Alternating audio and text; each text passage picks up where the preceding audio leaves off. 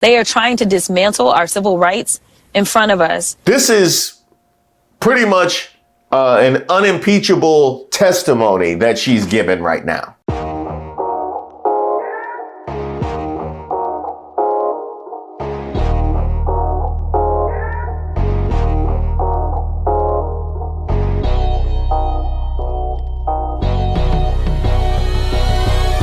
Hey, shout out to all of our new subscribers and members here on the channel. My name is Reese Waters, and this is Who Raised Y'all, where we highlight those unique individuals going above and beyond to make our society worse. You know, the kind of people you'll see asking to speak to the manager at the pearly gates. I want to talk to the manager. I have a feeling MAGA's gonna collect a whole closet full of these things over the course of the next few months. Come on down. All right, let's start with Representative Jasmine Crockett, who had an extremely eventful week. You tell me which white men were dragged out of their homes. You tell me which one of them got dragged all the way across an ocean and told that you are gonna go and work. We are gonna steal your wives. We are going to rape your wives. That didn't happen. That is oppression. We didn't ask to be here. We not the same migrants that y'all constantly come up against. We didn't run away from home. We were stolen. So yeah, we are going to sit here and be offended when you want to sit here and act like, and don't let it escape you that it is white men on this side of the aisle telling us, people of color on this side of the aisle, that y'all are the ones being oppressed. For which she received some quite unsavory backlash. This is Jasmine Crockett. She's vying to be the silliest member of Congress since AOC. She says crazy, racist stuff all the time, and it's a little trick. She tries to intimidate people with it. It often works. I wish he'd tried it around me sometime. It's not gonna work, but when people start talking like this, it has a way of kind of shutting people up. It's an act of, it's a low-grade aggression, microaggression. Maybe it's a macroaggression. That's just aggression. Huh? She spun the block? Well, if you know Jasmine Crockett, you know she spun the block. They all kind of just looked dumbfounded. It was almost like, oh my goodness, she had the audacity to tell the truth. She had the audacity to give us a history lesson. She had the audacity to stand up for people that look like her, and not back down, and not pretend as if, you know, these white tears, this white fragility that we are experiencing is anything other than that, and that it's not about equity. It's about making sure that we can have the likes of the people that have been elevated into Trump's administration, who we know are not qualified. Now, we know that whole line about white fragility is going to be aggregated and taken by the New York Post and the Sky News and the Fox Newses of the world. Now, she went for the definition of oppression in her comments in the committee. But I would just like to ask, how would you characterize the documented historical reality of the Black experience in America and being confronted with the assertion that there is anti-white oppression in a country that has never been outside of their hands, either financially or power-wise, or politically, that they are dealing with anti-white oppression by virtue of their inability to completely control all of their spaces. How would you characterize that? Because fragility kind of fits there, kind of fits. While skipping over qualified Black men that, yes, I may disagree with, but I think we can all say that Byron Donalds, as well as Senator Tim Scott, are more qualified than almost every single person that has been put into this cabinet. But they are also diverse. They are also Black. And so they have been skipped over. And that is the type of life that they want us to have in this country, is one in which even if you're mediocre, even if you are unqualified, but you are white, that will be enough. Now, a couple points I want to highlight here. Number one, I find it amazing that the initial nominations came out and there was the immediate response of the lack of diversity in those candidates and the lack of inclusion of either black nominees or specifically Donalds or Scott, right? That immediately came out. So that obviously was something that they were aware of. As they have continued to go along, he's continued to fill cabinet positions with whiteface after whiteface, and then giving us the Scott Turner at HUD, which is apparently a black job. So what I find fascinating about it is even when it was in his own best interest, at least from a perception standpoint, to diversify his cabinet, they still didn't do it. You gotta think, right? You gotta think. If you want to dispel the notion, if you want to have something to point to, kind of like Tim Scott and Byron Donalds and the Candace Owens of the world are so useful in this regard. If you wanted something to point to try and deny the whitening of all of the spaces, it would have been in your best interest to diversify your cabinet. Even then, they refused to even do that. That's number one. Number two, as uncomfortable as it was for me to hear Jasmine Crockett assert the qualifications of Byron Donalds and Tim Scott, although she gave the caveat that she disagrees with them, as uncomfortable as that was, what was hilarious about it was that it makes it all the more embarrassing that they don't have it, that they have nothing, that even Jasmine Crockett and Al Sharpton are out here calling for you to be nominated. We should ask Donald Trump. You talked about black men would be with you.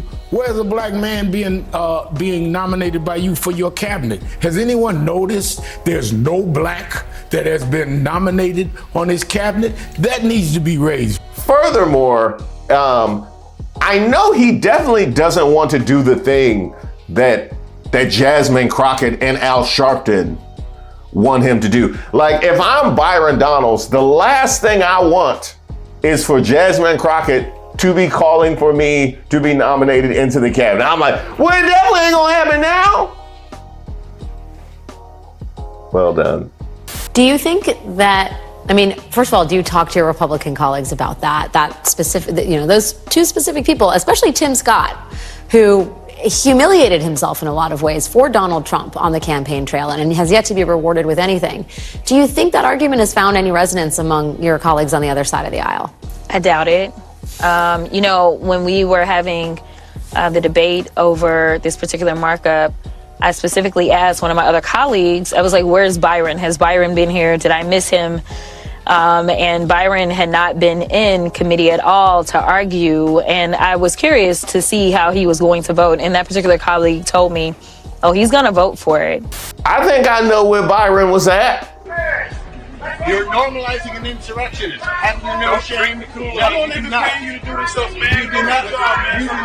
But we did not see him make an argument as to why this bill is good. But we saw Byron on the trail saying things such as Jim Crow was good for black folk. So I was very curious to see or hear his arguments on this anti-DEI bill, but he did not show up to actually debate it. He did show up to vote for it, and he did support it.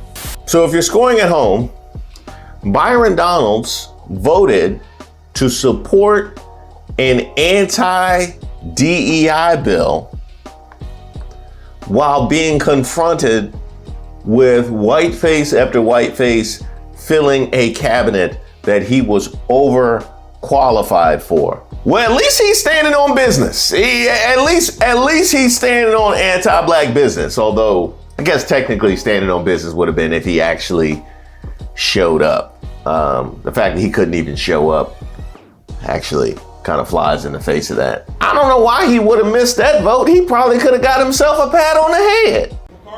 McCarthy.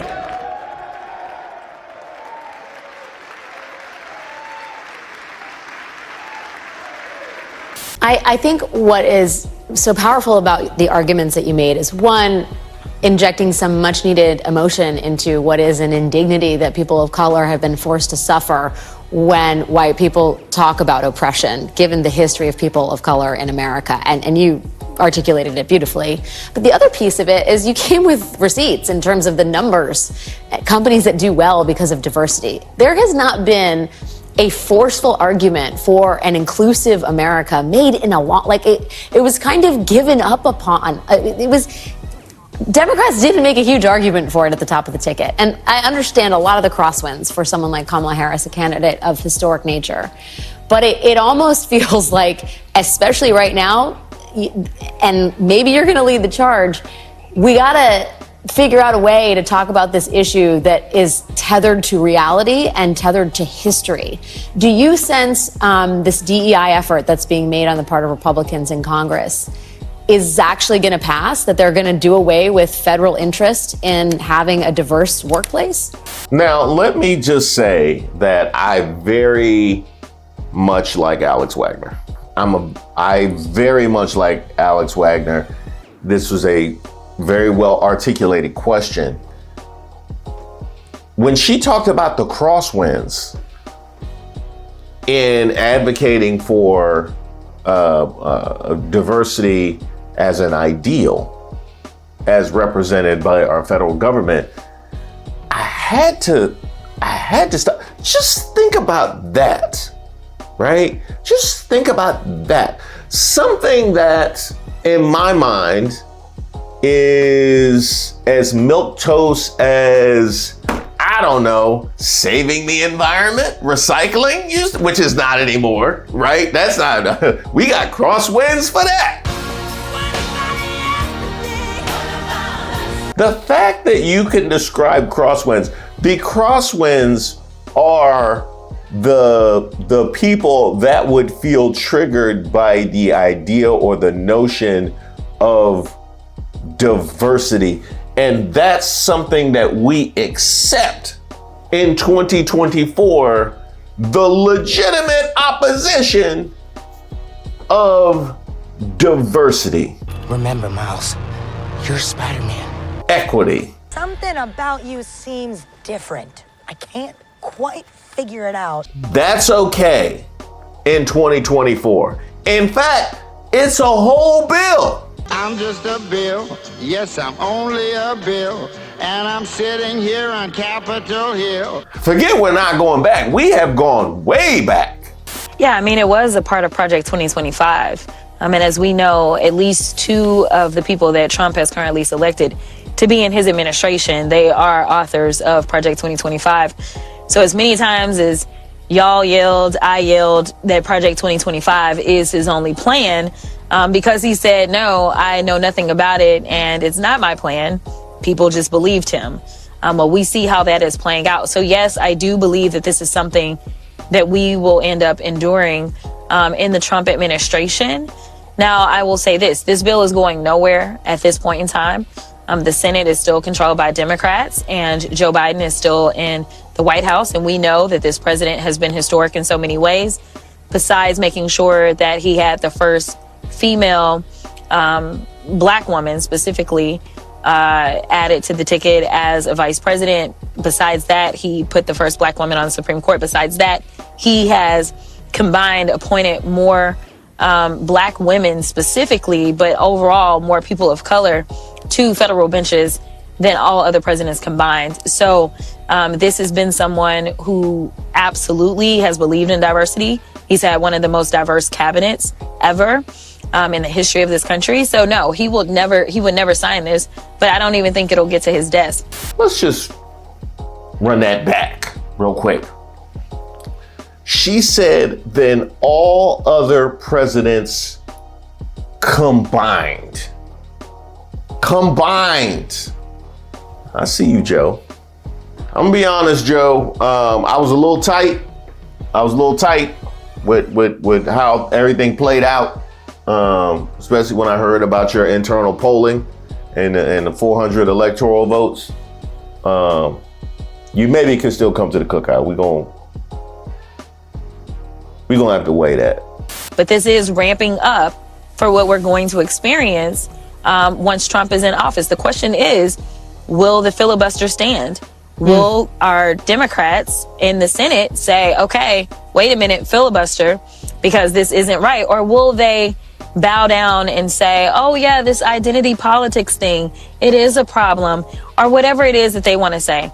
They are trying to dismantle our civil rights in front of us. And any assertion to the contrary, and yes, I'm looking at you, Stephen A. Smith. Take a listen. If we don't show up tomorrow, it is entirely possible that we will not have the opportunity to ever cast a ballot again. And let me be very clear.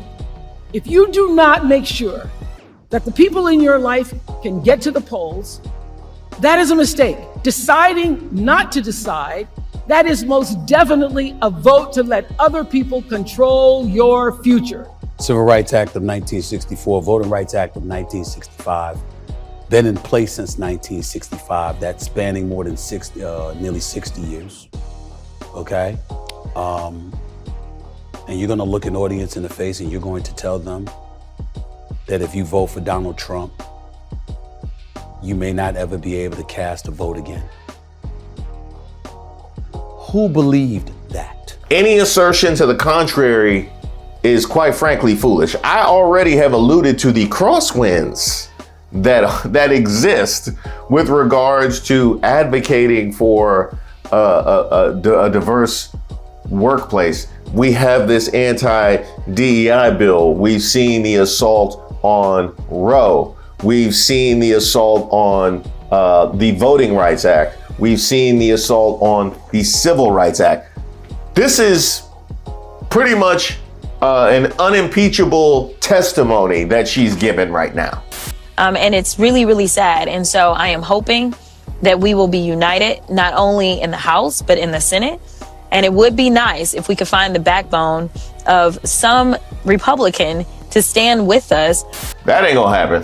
Nah, that ain't gonna happen. I can tell you that right now, because only Republicans stand with y'all be the Liz Cheneys and the Adam Kinzingers. Totally out of power. Kind of people that have been pushed out by virtue of them trying to stand up to Trump. Y'all be collecting former anti-Trump Republicans like infinity rings. Y'all collect all them, but they ain't gonna have no power. But there is one I could think of. This to me is disgusting, because Cheney, you and I were at the United Nations when Assad did those chemical attacks on those children. Yep. And you can go back and look at a speech I gave holding up pictures of dead children who had been killed by chemical attacks. Yep, choked to death. For her to say that Assad was not behind that, literally everything she said about that were Russian talking points. Every bit of that. That was Russian propaganda. After Russia invaded Ukraine, Tulsi Gabbard literally blamed NATO.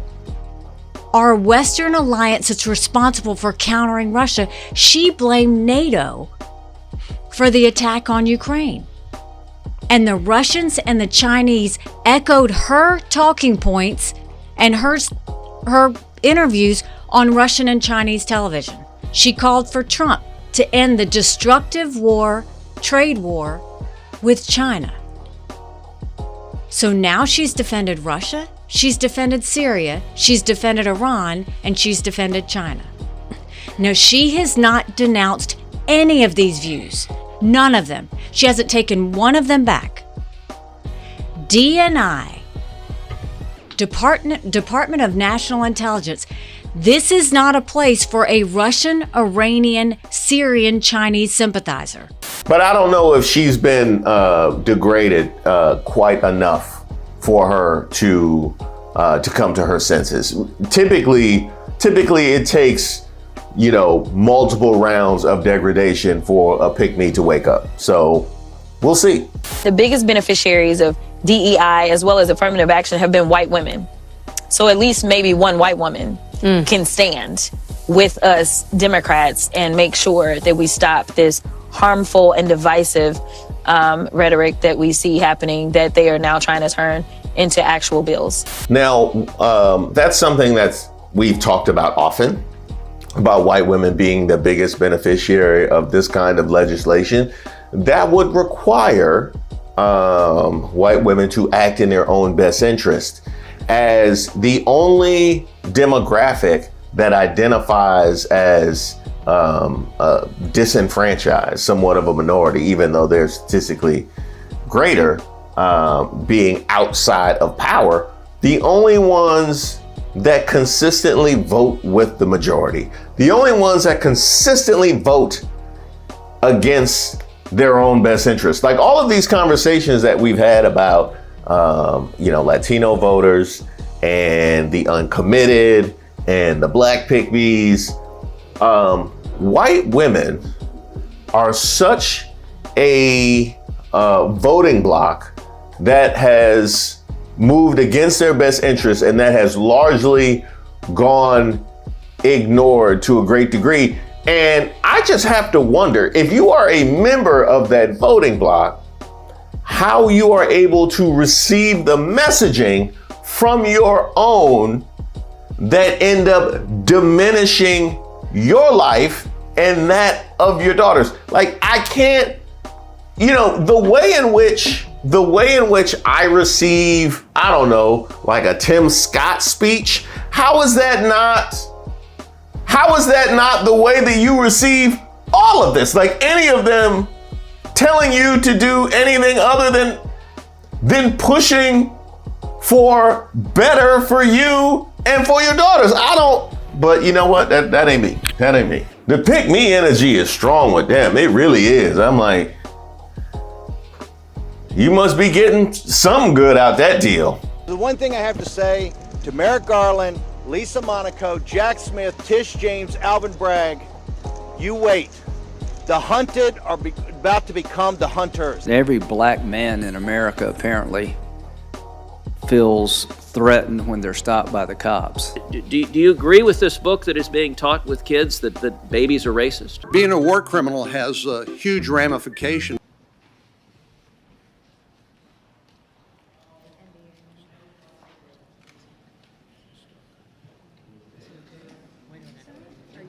Yeah, I don't see it. Thank you guys so much for watching the video and supporting the channel. Like a lot of you, I'm moving forward one day at a time. A little unsure of exactly what our world will look like. And as far as I'm concerned, that means the media landscape at large, but specifically here on YouTube. And one thing that I did want to do was try and ensure that I could connect with you guys regardless of our evolving world. And two ways of doing that. One is my mailing list. And I send out a newsletter every so often, and you can sign up for my newsletter and get added to the mailing list by sending me an email at reese@reesewaters.com, or you can just sign up at my website, reesewaters.com. The second way is memberships. We launched memberships and it's gone extremely well. I'm trying to drop more and more membership content every single week. And you can find the link for membership in the description to all of my videos, including this one. And that gives me the ability to put out content and connect with you guys completely independent of the algorithm and who's in charge and who's deciding what topic and issue to favor and what to suppress. And so that is something that I think will become significantly more impactful as we move forward into a second Trump presidency. So I got the newsletter and the mailing list. You can sign up on my website, and I also have membership. The link is in the description to this and every video. Again, thanks so much for being a part of this channel. We're gonna ride it till the wheels fall off.